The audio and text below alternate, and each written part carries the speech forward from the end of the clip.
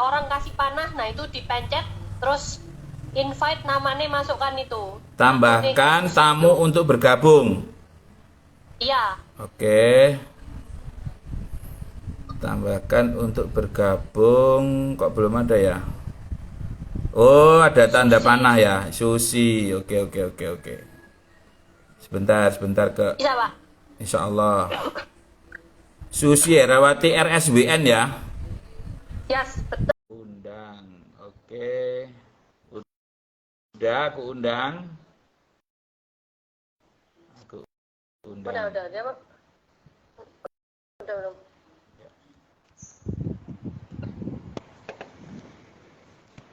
Kak Susi belum gabung. Ya, makanya ini tak ngasih tahu di WA grup. Ya. Bentar aku itu. Mana ya? Oh ini, bentar, tak cek dulu. Internet saya Oh, juga ini ini hari ini. ada yang bergabung. Bisa? Sebentar. Oh, Dismawati. Kalau ada yang terima anu kan aku nggak usah ya, nggak usah Nggak nge-add usah. ya. Kita lihat aja dulu. Oh ya, wes mulai live. Ya. Belum. Sudah saya invite.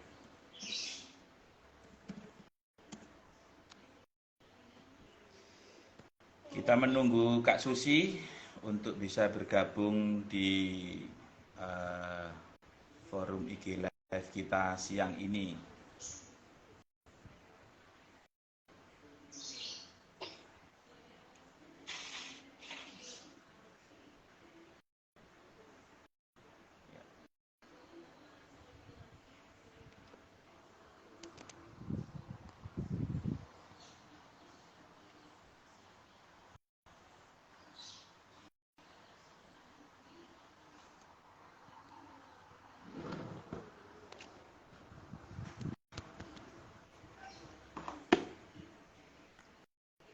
Nice one. Ya.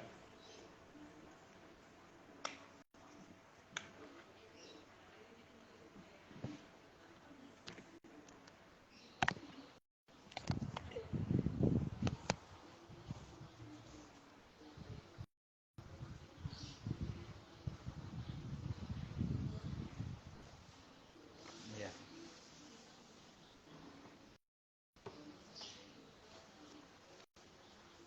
Oke, Kak Susi sudah bergabung di sini. Siapa Nick? Tapi kok belum muncul di anu ya, di layar ya?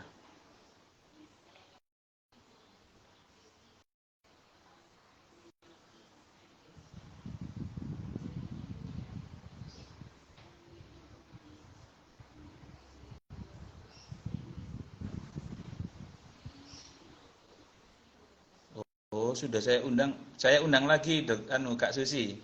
Saya undang lagi, tolong nanti di. Ya, halo. Alhamdulillah. Ya, Oke, mantap. Ya, ini saya di ruangan. oh iya di ruangan sama ini. Saya Ye. lagi juga. Anu. Kak Susi, ini kita udah jam 1 lebih 3 menit. Mungkin Ya, bisa kita mulai ya bisa. forum untuk IG Live pada kesempatan siang hari ini. Saya izin untuk membuka dulu ya.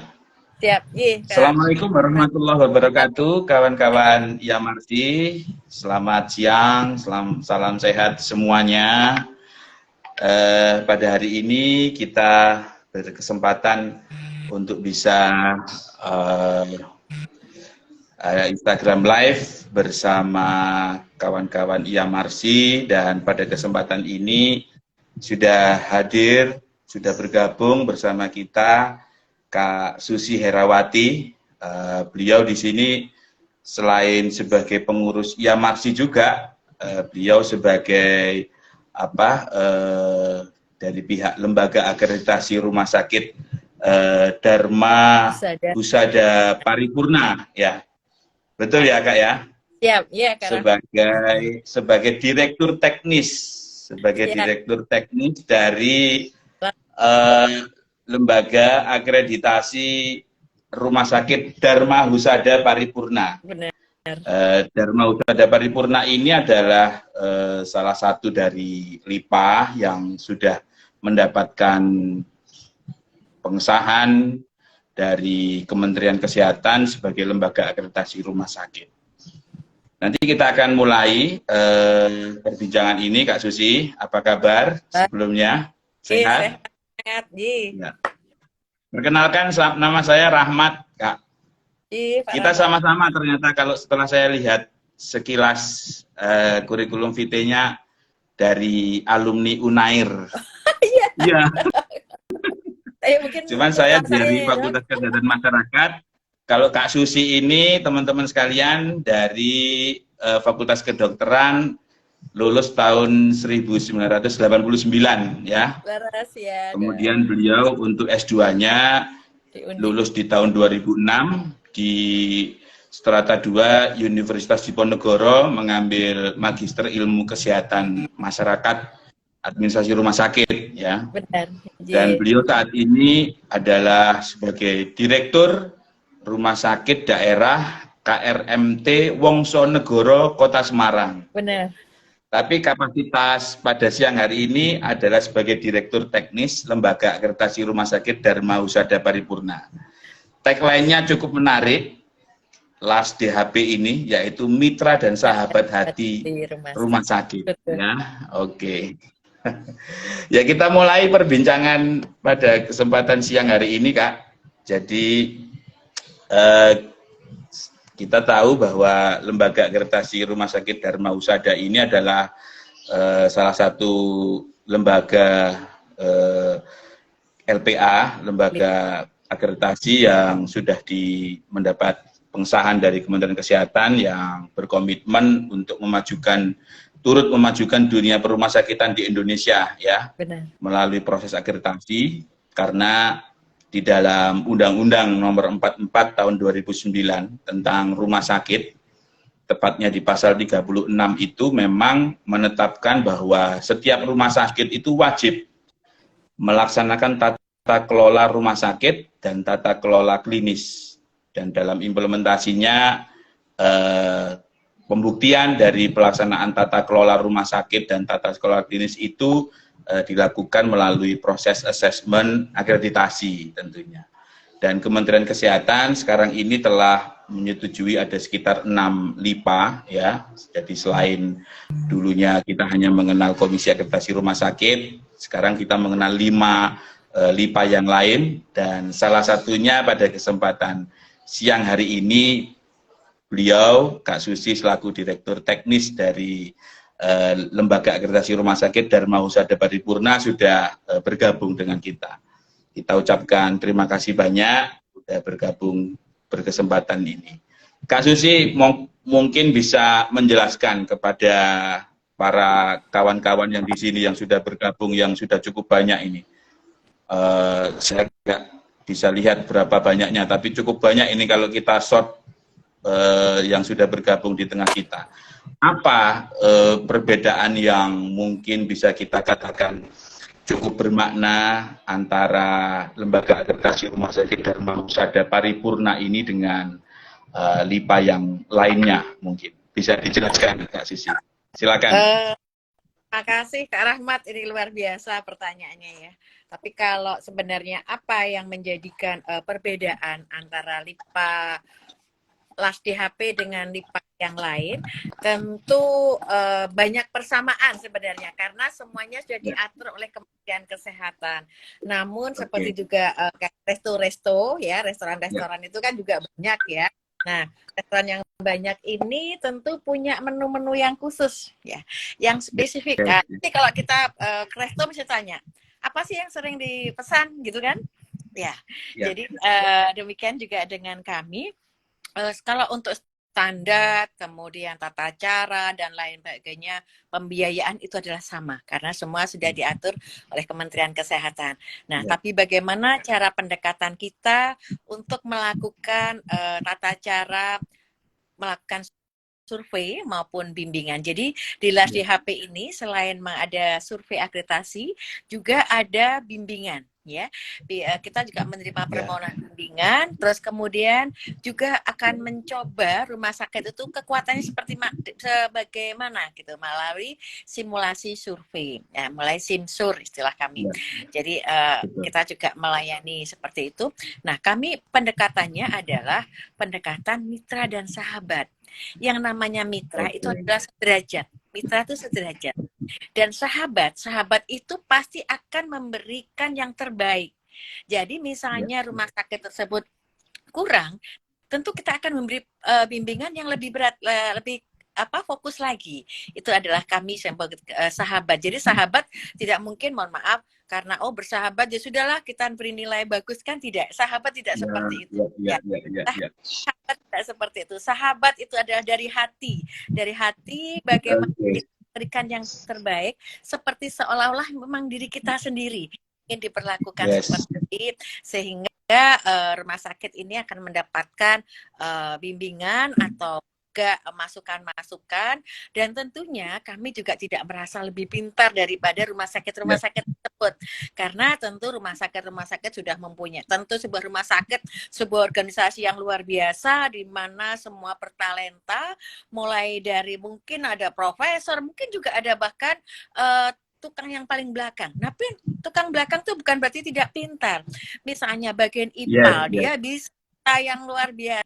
Nah, itu yang kami tidak mengatakan membedakan, tapi inilah kita, karena mungkin juga rumah sakit lain seperti itu. Jadi kami menganggap bahwa LIPA yang ada 6 itu bukan suatu kompetitor, tetapi itu adalah sebuah keleluasaan. Jadi luar biasa Kementerian Kesehatan. Dengan demikian masyarakat perumah sakitan tidak lagi antri-antri, ya, karena begitu banyak akses, ya. Seperti kami, mohon maaf, kami akan merujuk bahwa saya direktur rumah sakit. Kami menganggap saya sebagai rumah sakit yang di sekitar kami bukan kompetitor, tetapi adalah kita berkolaborasi supaya masyarakat akses pelayanan lebih baik lagi, lebih banyak lagi, itu yang jadi kami sampaikan. Begitu Kak Ahmad. Luar biasa.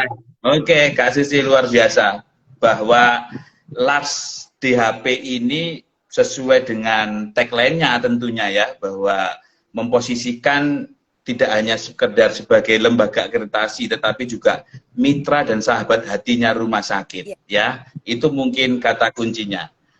Memang kalau kita teman-teman semua ya, kawan-kawan IAMARSI, sembari kita dialog di sini, sembari saya juga melihat ini websitenya LAS DHP, yaitu di www.lasdhp.org.id, ya.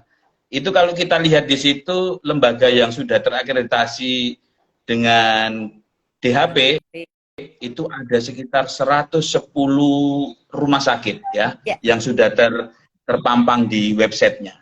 Nah, Kak Susi, saya tadi juga masih lihat yang bimbingan juga sekian banyaknya, ratusan. Kira-kira kalau dari pengalaman LAS DHP, apa sih yang membuat rumah sakit itu memilih LAS DHP sebagai yang mengassessment dalam program akreditasi rumah sakit mereka?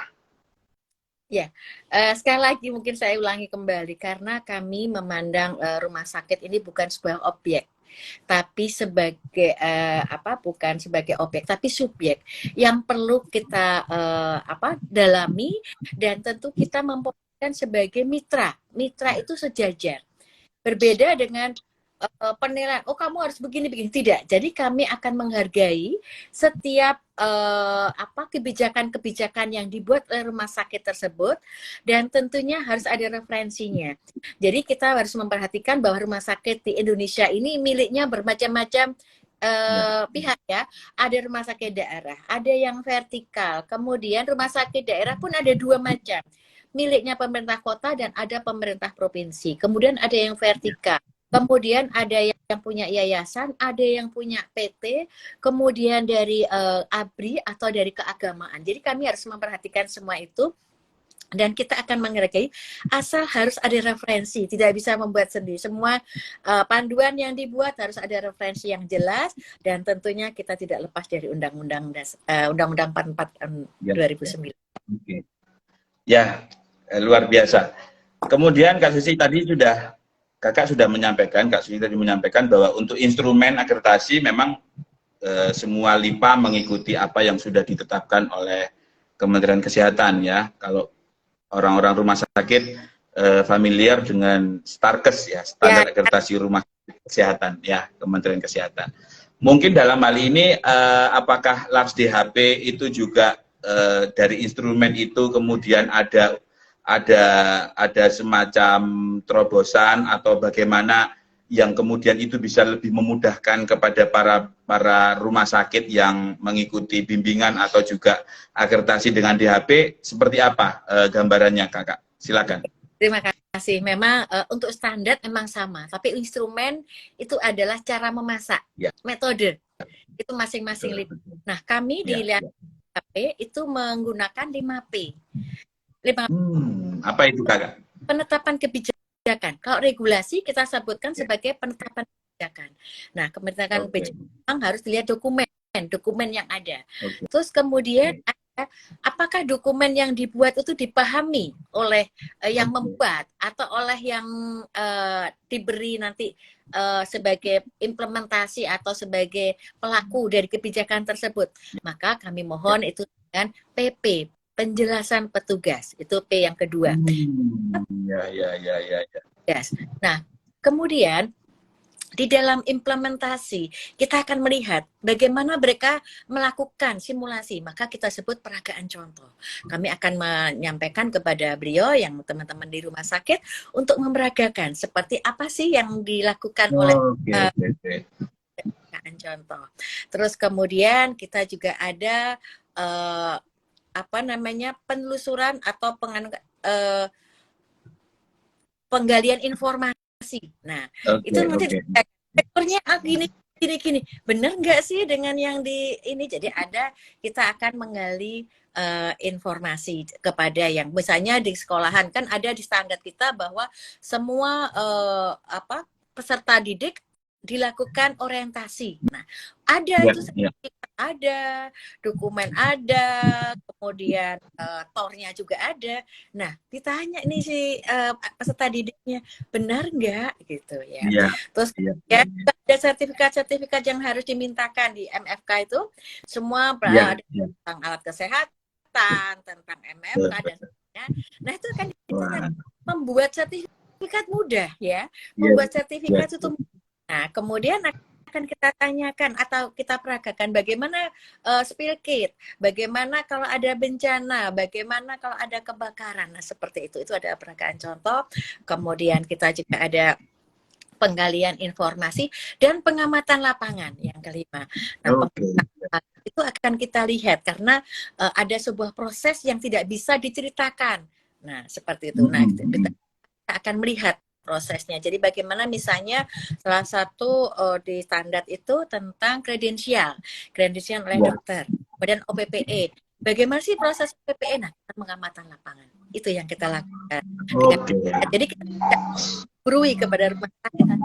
Yes. Luar biasa.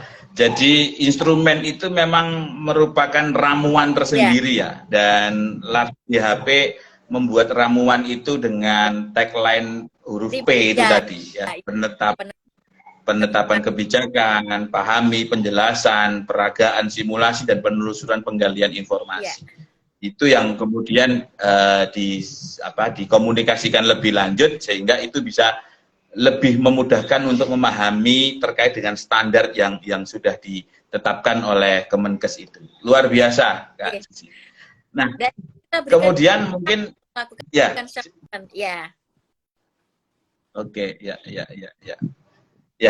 Kemudian kalau untuk setelah itu dilakukan bimbingan, kemudian penilaian dan segala macamnya. Terus bagaimana sih sebetulnya untuk penilaian kelulusan akreditasi itu sendiri untuk yang di akreditasi saat ini bagaimana, Kak Susi? Jadi untuk kelulusan kami sama ya, semua LIPA karena sudah ditentukan oleh kementerian. Jadi kelulusan ini hanya beberapa. Jadi sampai ada, kalau dulu kan tidak terakreditasi, sekarang ada. Ya. Jadi yang pertama paripurna, kemudian utama, madya, dan terakhir tidak terakreditasi. Dan tentu unsurnya semua sama. Jadi kalau yang paripurna ini adalah untuk semua 16 bab yang di rumahnya ada peserta didik, itu dilakukan 16 bab lulus semua dengan batas nilai. Kemudian nanti kalau yang tidak ada di rumah sakitnya tidak ada peserta didik, ini 15 bab harus lulus, kecuali PPK memang tidak, karena tidak ada. Kalau dengan dahulu kan ada namanya yang hanya 4 bab ya. Jadi kalau rumah sakit itu kalau sekarang tidak, semua bab ya. 16 bab, 15 bab yang tidak ada rumah sakitnya. Kemudian kalau yang utama tadi lulus 13 ya, 13 dari 15. Nah, itu pun juga maksimal minimal 80%, tapi ada satu nilai Pokja atau standar SKP itu tidak boleh dari 70 seperti itu. Oh, tidak boleh di bawah itu ya. Ya. Oke. Nanti kalau itu ada meskipun 80% semua dan SKP 70% masih dalam tidak terakreditasi. Kalau itu memang standar yang sudah ditetapkan oleh kementerian ya. Semua sama. Oke. Semua sama. Ya. Kak Susi, mungkin begini juga, mungkin ada pertanyaan juga dari teman-teman rumah sakit yang mungkin berminat dengan mengikuti akreditasi ini melalui LASDHP. Kira-kira bagaimana sih proses persiapan akreditasi sehingga nanti kemudian rumah sakit itu bisa dikatakan siap? Kan ada, kalau saya tadi baca kan ada mekanisme untuk bimbingan, kemudian simulasi, sampai dengan pelaksanaan survei. Nah, untuk di LASDHP sendiri bagaimana itu mekanismenya? Mungkin bisa Kakak jelaskan ke teman-teman di sini. Terima kasih. Untuk LASDHP tidak ada keharusan harus bimbingan dulu, kemudian harus sursim baru akreditasi, karena standar ini sudah di floor oleh Kementerian Kesehatan. Sudah paham ya. Terus kemudian kami juga ada instrumen yang boleh kita bagikan. Nah, mereka mempelajari sendiri dengan bisa memahami dan juga mengikuti kegiatan-kegiatan workshop yang di luar, itu juga tidak harus, karena kita kan sudah ini. Jadi dia ada. Terus kemudian kami juga tidak misalnya harus pelatihan PMKP dengan ini, tidak. Semua sama. Pelatihan dengan independent training to independent atau kemudian on job training, panggil tadi teman yang sudah paham, terus kemudian ini boleh saja. Jadi kami tidak masalah, itu boleh saja. Yang terpenting tadi 18 bab harus dipahami, 16 bab harus dipahami, kemudian mengisi kepada sistem informasi kami di SIDHP ketentuan-ketentuan mayor yang harus dipenuhi, misalnya kayak surat perizinan B3, kemudian perizinan berumah sakitan dan sebagainya, itu harus terpenuhi, bahkan sampai aspek harus di atas 60%. Oh, luar biasa. Ya, paham. Walaupun memang itu, ya, gimana? Silakan Kak. Sangat dipentingkan karena sarana prasarana di rumah sakit harus ada. Itu memang pesan kesehatan. Ya. Itu juga sebagai kemudahan kita juga sebagai lembaga untuk tahu bahwa kalau aspeknya itu persentasenya itu mungkin dari sisi instrumen yang di bab MFK dan sebagainya, kita tahu sudah cukup terpenuhi lah di situ juga ya. Bagus. Terus Kak Susi, meskipun memang di dalam aturan bahwa rumah sakit itu tidak diwajibkan ya, tidak merupakan keharusan untuk ketika survei itu harus bimbingan, simulasi. Tetapi kan DHP juga memberikan sarana tersebut kan ya. Betul. untuk pada rumah sakit yang mau belajar, yang mau simulasi dulu. Ya. Nah, mekanismenya seperti apa itu di HPK? Nah, ini saya garis bawain ya Kak Rahmat. Jadi begini, kalau rumah sakit itu misalnya dia tidak bimbingan, tidak sursim, itu belum tentu tidak lulus gitu maksud saya. Jadi kan ada lulus supaya lulus atau itu enggak, kami tidak menjamin seperti itu. Dan tadi manajemen bisa membaca dan di standar itu sangat-sangat mudah ya dibandingkan yang lalu sampai 1.200 sekian. Kalau ini kan 700 sekian ya elemen. Jadi mudah dan dipahami dan lebih membumi misalnya seperti itu teman-teman. Jadi yang tadi kami sampaikan untuk mendaftarkan ke web kami, ke web LASDHP ya. Kemudian untuk sampaikan mau survei atau mau bimbingan atau sursim, tanggalnya kapan dan boleh menentukan tanggal. Kalau kami pas nanti bisa dan ada slot waktu itu kami akan belikan. Jadi kami dari pendaftaran itu dengan persyaratan-persyaratan yang ada, tentu kan kita seleksi dulu persyaratannya. Kalau persyaratan gitu ya, persyaratan administrasi terpenuhi, baru kita jawab untuk penerimaan. Kalau itu belum, itu pun kita sampaikan untuk memenuhi. Jadi kami tidak membiarkan supaya mereka juga berpikir kalau misalnya tidak administrasi ya sudah dibiarkan, tidak, karena kami sahabat. Lagi kami betul. Kami mengingatkan juga, memberikan feedback untuk memenuhinya karena kita semua sudah paham ya. Jadi Kementerian Kesehatan menginginkan standar pelayanan yang ada sekarang, misalnya ada akreditasi itu benar-benar yang kalau memang paripurna nanti akan dirasakan paripurnanya oleh masyarakat. Yang terpenting adalah implementasi kepada pasien, pada masyarakat yang membutuhkan, jadi merasakan oh iya ini benar rumah sakit ini paripurna. Itu yang kita ini kan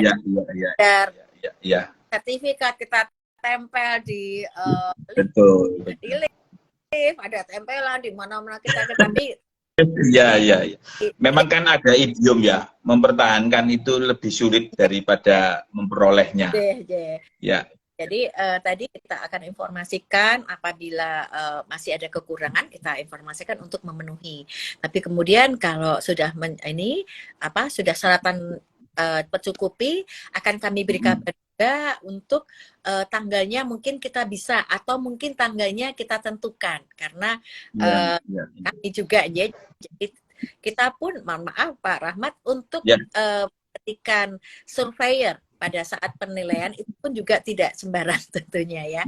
Jadi latar belakangnya bagaimana. Jadi yang lebih paham nih gitu. Jadi kita satu-satu tuh paham, dan karena pembelajaran untuk surveyor itu tidak hanya pada waktu dari Kementerian Kesehatan mengadakan uji kompetensi jadi surveyor itu tidak stop, itu tidak. Kami selalu internal juga ini bisa ini dulu. Jadi kemudian ini nanti kami paham bahwa karena kami adalah berangkat dari hal yang awal dan yang berpengalaman bisa kita hitung dengan 2 digit saja, sehingga kami harus memacu yang baru-baru ini.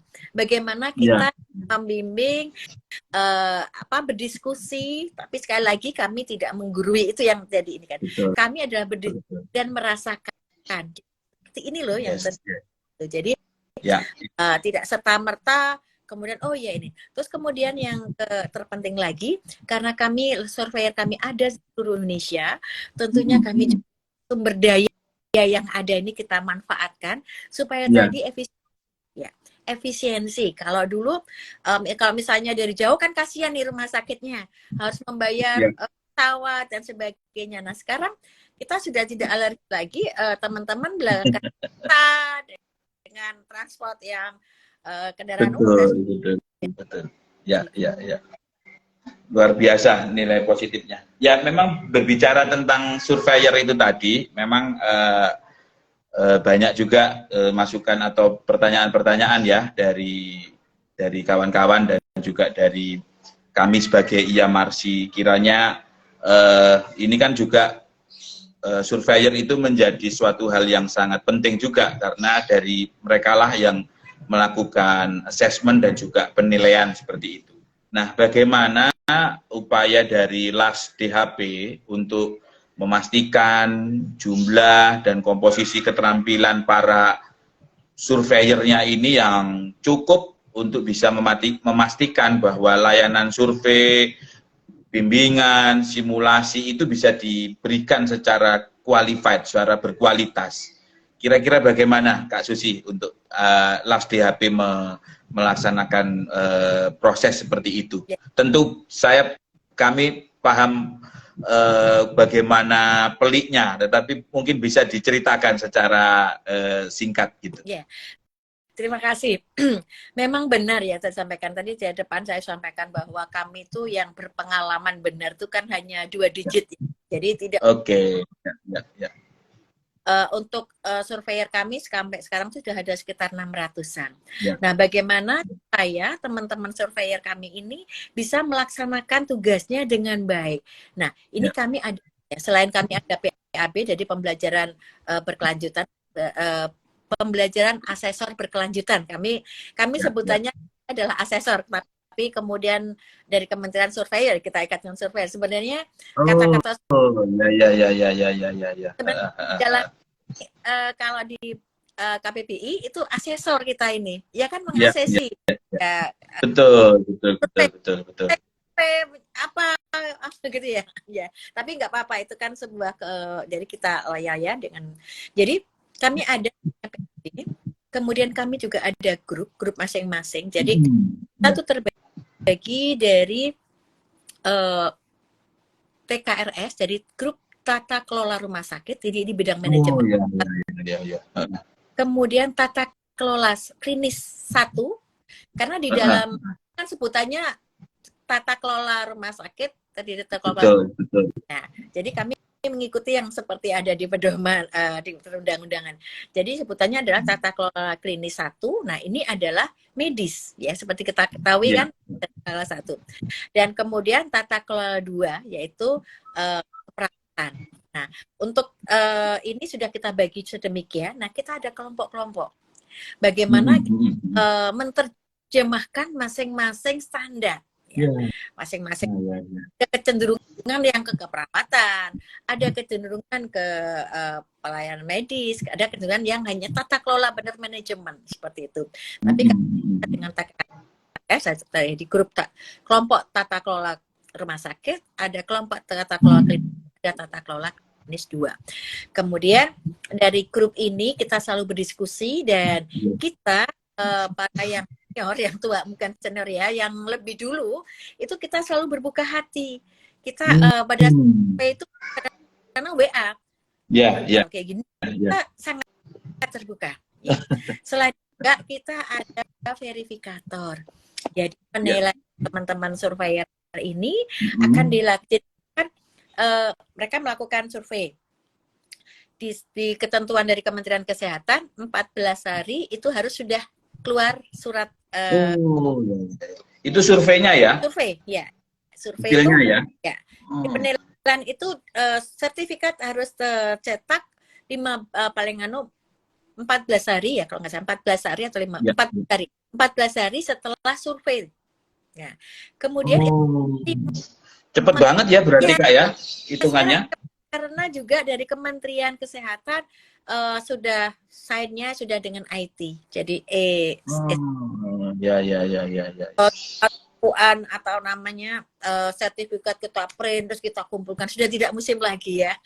Jadi kita Nah, dari itu tadi setelah survei 5 hari itu ada di kita, ada di lembaga. Nah, di dalam ini terbagi lagi 3 hari di surveyor. Jadi dalam waktu 3 hari surveyor ini harus sudah bisa mengumpulkan ke lembaga. Akan menyerahkan ke verifikator. Waktunya 2 hari. Jadi hari kelima kan ke Mars, ke Kementerian Kesehatan. Wah, itu hitungannya kerja cerdas, kerja cepat, kerja segala macam itu ya. Ya, ini kan kami semua adalah belajar dari pengalaman ya, pembelajaran yang Ya, experience. ya. Waktu yang lalu kita belajari, kita perbaiki, nah kita atur sedemikian begitu. Oke, luar biasa. Berarti 110 rumah sakit yang sudah terakreditasi melalui LASDHP itu ya melalui mekanisme yang Kak Susi tadi sampaikan ya. Betul. 5 hari, maksimal 15 hari, dan kemudian wow, luar biasa. Dan kami juga menerima komplain. Bila misalnya ada salah satu contoh ya, misalnya ada sakit merasa begini-begini, cepat kita tanggapi. Dan kita tentu tidak ingin, kita ada kompensasinya untuk itu. Iya. Luar biasa. Kita dan hati ya, jadi kami jadi tetap ada two way komunikasi juga ya dari hasil yang disampaikan itu. Ya. Oh, ya. Sama dengan rumah sakit, apabila ada surveyor kami yang tidak sesuai ketentuan, mohon untuk segera diinformasikan. Ya tentu ada kode etik juga ya, kode etik asesor atau surveyor juga yang sudah ditetapkan oleh lembaga ya. Dan itu juga dikomunikasikan juga kepada para rumah sakit yang akan diakses. Ya, benar. Jadi kami tidak ada dusta di antara kita. Jadi benar, kami sudah sejajar. Jadi posisi kami cuma pada saat ini kami menilai gitu aja sih. Sebenarnya kita mungkin tidak lebih pintar dari mereka. Kalau mereka bagus, yes. Dan kalau misalnya di situ rumah sakit itu ada yang bagus dan nilai ini, mungkin pada waktu kita survei ke tempat lain kami akan mengusulkan di situ lo bagus, monggo studi banding. Yes, betul. Sebagai benchmarking juga bagi asesor surveyor ya. Ya, jadi kita juga fasilitator untuk rumah sakit yang lain. Di sana lo bagus, tidak hanya dari sekedar penilaian ya, karena kita kan semua sudah berpacu dengan IT, berpacu dengan tren. Karena lebih efektif. Dukungan IT tentu itu menjadi sangat vital ya di dalam pelaksanaan akreditasi ini, karena waktunya yang begitu cepat, 5 hari di lembaga, dan itu harus sudah tersampaikan ke rumah sakit dalam waktu 14 hari. Jadi peran IT ini bagaimana, Kak? Oh ya, jadi kami mempunyai tim IT yang memang anak-anak muda ya, lebih kreatif dan di SIDHP ini semuanya sudah. Jadi kita langsung bisa menilai langsung begitu. Jadi itu nanti langsung masuk ke SIMARS. Jadi tidak lagi dari IT kami mengolah kembali, tetapi kami sudah mengetik langsung nanti diklik oleh verifikator tentu ya, verifikator yang langsung ke Kementerian Kesehatan. Jadi tidak IT. Jadi semua itu bridging juga dengan Kementerian Kesehatan itu. Kali I see. Ya. Oke. Terus gini Kak, tadi kan poinnya memang surveyor ya. Bentar, ini ada lagi. Jadi tidak mensyaratkan, misalnya harus mempunyai sistem, terus kemudian untuk mengumpulkan jadi kumpulnya tapi kami akan luruh pada waktu 1 bulan udah hilang gitu. Jadi tidak paham. Ini ya enggak, kita tidak untuk yang lain karena tetap menjaga kerahasiaan. Betul, privasi terkait dengan data-data dokumen yang ada di rumah sakit itu ya. Oke, ya, luar biasa. Kak, kembali lagi sedikit mengenai surveyor ya, karena seperti yang tadi disampaikan, surveyor ini menjadi satu unsur yang sangat vital ya dalam bagaimana kita bisa menjaga mutu dan pelaksanaannya sesuai dengan motto tadi sebagai mitra dan sahabat hati. Bagi teman-teman yang Marsi dan juga teman-teman yang lain yang mungkin nanti akan nonton siaran ini pada kesempatan berikutnya, apa sih syarat-syarat yang kaitan dengan surveyor LASDHP itu, terus kemudian apa masih dibuka kesempatan untuk sebagai surveyor, dan tentu apa kira-kira persyaratan dan apa yang harus kompetensi yang dimiliki seperti itu, Kak. Silakan. Terima kasih. Ya, kami menyadari ya dengan berkembangnya dan jumlah rumah sakit di Indonesia yang sangat banyak, tentu nantinya akan dibutuhkan karena juga untuk melakukan survei perlu fokus tersendiri, perlu waktu tersendiri. Jadi untuk yang aktif-aktif juga akan kesulitan. Jadi kita misalnya kalau kita hanya itu, lah sedangkan kalau yang pekerja ini kan harus ada izin, apalagi yang direktur ya, kalau direktur izinnya dengan ini juga. Jadi kami juga sampaikan kepada teman-teman untuk surveyor berkewajiban untuk menjadi asesor internal. Jangan sampai sakitnya tidak paham, dia membimbing kemana-mana, itu tidak. Kami sudah memesankan pada teman-teman. Jadi fokuslah dengan rumah sakitnya sendiri dulu. Jadi sebagai apa namanya, bisa juga untuk icon kelihatannya. Jadi itu surveillance ya sesuai kan sebagai marketing kami. Jadi harus apa namanya, menguasai rumah sakitnya untuk menjadi contoh seperti itu. Sakitnya nggak diajarin gitu ya, seperti itu. Jadi itu yang menjadi. Kemudian untuk yang ininya kami ada ketentuan-ketentuan memang ya, jadi agak mungkin ya karena adalah berpengalaman di rumah sakit, karena yang mohon maaf. Jadi sebagai lebih ke praktisinya ya. Ya di rumah sakit tuh 8 tahun. Kalau bisa mendalami, mohon maaf, untuk belajar sebuah buku seorang teori itu mudah, tetapi untuk menjiwai yang kita betul. itu harus bisa menjiwai implementasi. Jadi jangan sekedar oh sudah ada, sudah tidak, kan enggak, bener enggak sih, ada rasa ya. Jadi itu usia 38 tahun itu dianggap sudah matang karena tadi untuk mensurvei atau menilai itu butuh kebijakan. Kebijakan bukan berarti membijaki ya, tetapi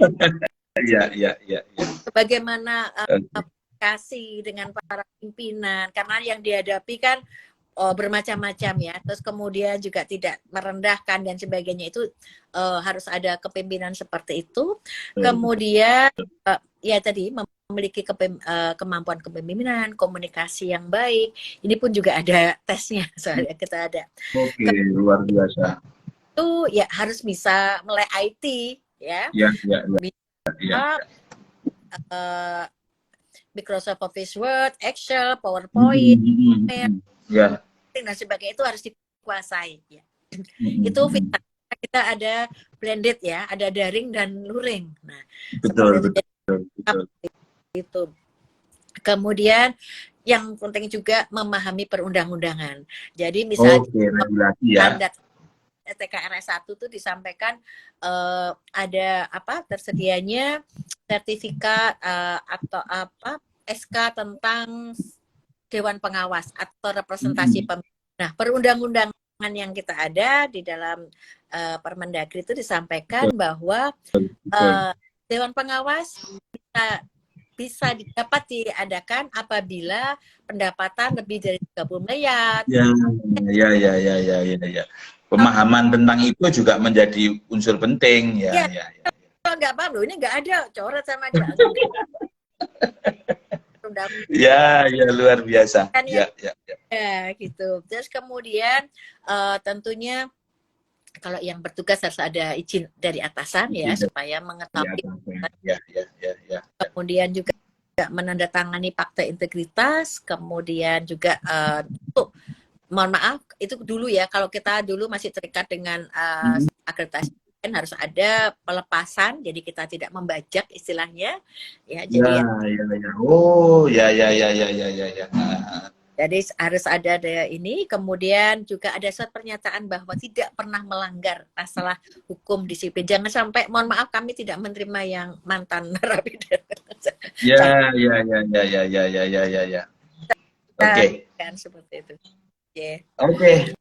Luar biasa. Teman-teman Yamarsi tadi jelas sudah mendengar apa yang disampaikan Kak Susi ya. Kalau kalian teman-teman berminat menjadi surveyor, asal itu tadi ya, pengalaman sebagai praktisi di rumah sakit, kemudian ya kita punya skill lebih ke leadership juga, Ya. kemudian umur jangan lupa ya, tadi 38 ke atas ya Kak ya, kemudian melek IT, kemudian pemahaman dengan regulasi agar nanti pada saat membimbing atau mengakses kemudian langsung tune in di situ.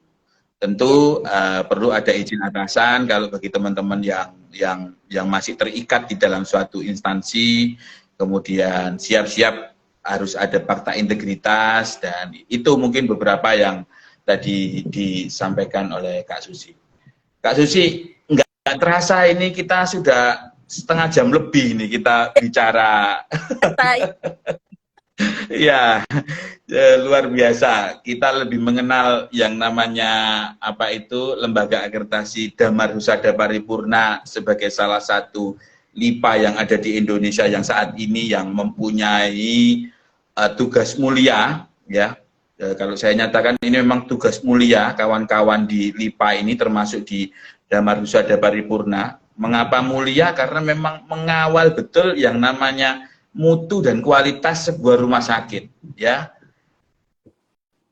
Akreditasi, standar akreditasi yang sudah ditetapkan oleh Kementerian Kesehatan itu adalah standar nasional yang juga menghimpun dari berbagai istilahnya standar-standar yang ada di global internasional, dan itu diterapkan di sini, dan sangat mulia kalau itu kemudian dikawal dengan baik oleh teman-teman LIPA termasuk di Damar Husada Paripurna ini, sehingga bagaimana meningkatkan performan yang ada di rumah sakit yang ada di Indonesia agar setidaknya berkualitas di dalam negeri, ya, berkualitas di dalam negeri tetapi juga tidak kalah dengan teman-teman yang ada di luar negeri.